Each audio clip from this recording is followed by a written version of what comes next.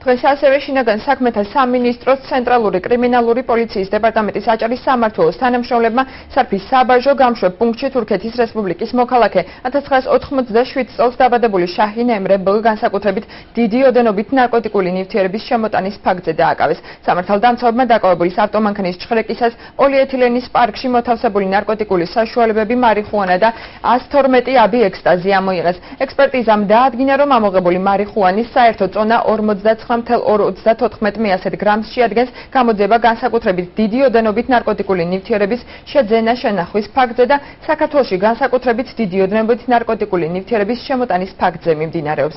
ინფორმაცია შინაგან საქმეთა სამინისტროს ოფიციალურ ვებგვერდზე გამოქვეყნდა.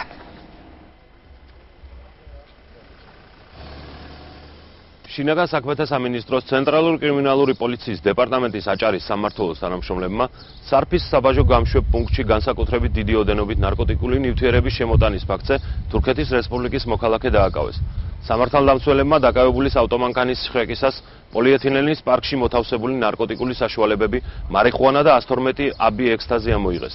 გამოძიება განსაკუთრებით დიდი ოდენობით ნარკოტიკული ნივთიერების შეძენა შენახვის ფაქტზე საქართველოს სისხლის სამართლის კოდექსის 260 მუხლის მესამე ნაწილის აქვე პუნქტით და საქართველოში განსაკუთრებით დიდი ოდენობით ნარკოტიკული ნივთიერების შემოტანის ფაქტზე მიმდინარეობს 262 მუხლის მეოთხე ნაწილის აქვე პუნქტით.